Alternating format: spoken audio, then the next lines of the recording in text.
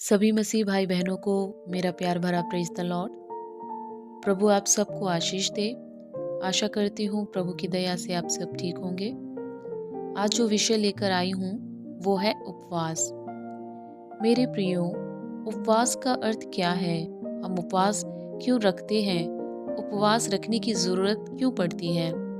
ऐसे बहुत से सवाल हैं जो साधारण व्यक्ति के मन में उठते हैं। उपवास का अर्थ होता है खाने पीने को त्याग करके प्रभु की ओर ध्यान लगाना, यानी उपवास रखकर हम परमेश्वर की ओर समीप जाते हैं। उपवास केवल भोजन से परहेज करना नहीं है, बल्कि इसमें गंभीर प्रार्थना और पश्चाताप है।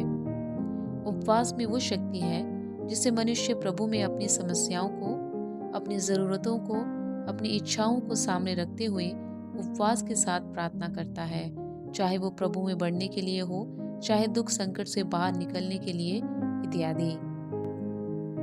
जब जीवन में संकट या परेशानी होती है उस समय हम प्रार्थना या उपवास रखते हैं। हम उपवास और प्रार्थना इसलिए भी रखते हैं ताकि हम शारीरिक और दुनिया की अनेक प्रकार की परीक्षाओं से बच सकें।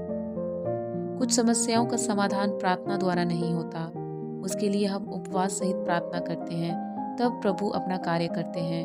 कुछ कष्ट ऐसे होते हैं जो अभिशाप के कारण होते हैं, जो कि प्रार्थना द्वारा नहीं जाते, उसके लिए भी हमें उपवास रखना पड़ता है।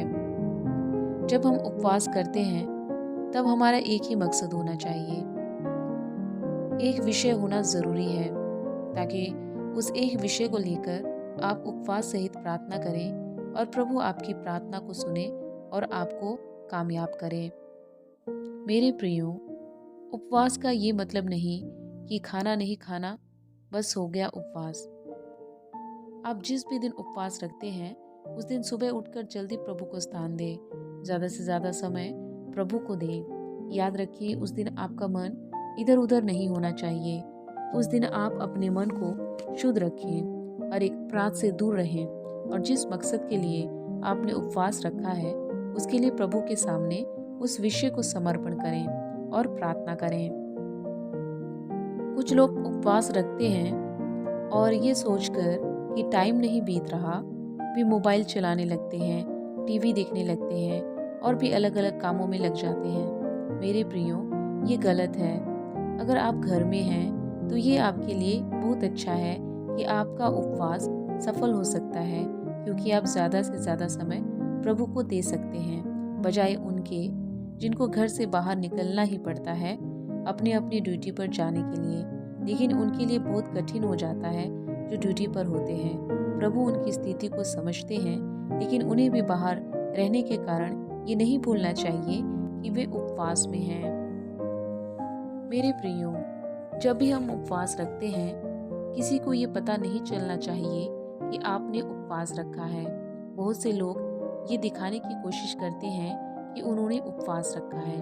मत्ती अध्याय 6 के 16, 17, 18 वचन में उपवास के विषय में लिखा है, आप जरूर पढ़ें। केवल हमारे पिता यानी हमारे परमेश्वर को पता होना चाहिए कि हमने उपवास रखा है, ताकि उनके द्वारा हमें प्रतिफल मिले।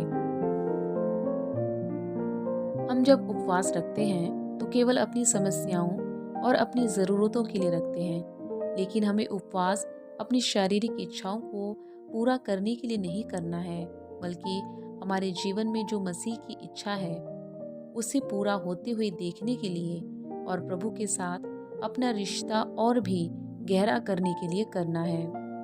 बाइबल में बहुत से उदाहरण हैं जिन्होंने उपवास रखा।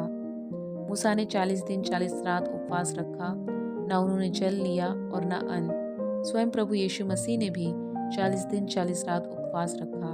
उन्होंने भी पूरी तरह से 40 दिन तक अन्न और जल को त्याग दिया।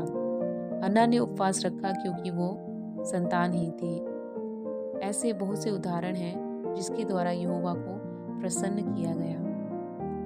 मेरे प्रियो, आशा करती हूँ आपको मेरा ये वीडियो उपवास पर पसंद आया होगा। प्रभु आप सबको आशीष दे और अपने अनुग्रह और अपने आशीर्वाद में आगे बढ़ाए।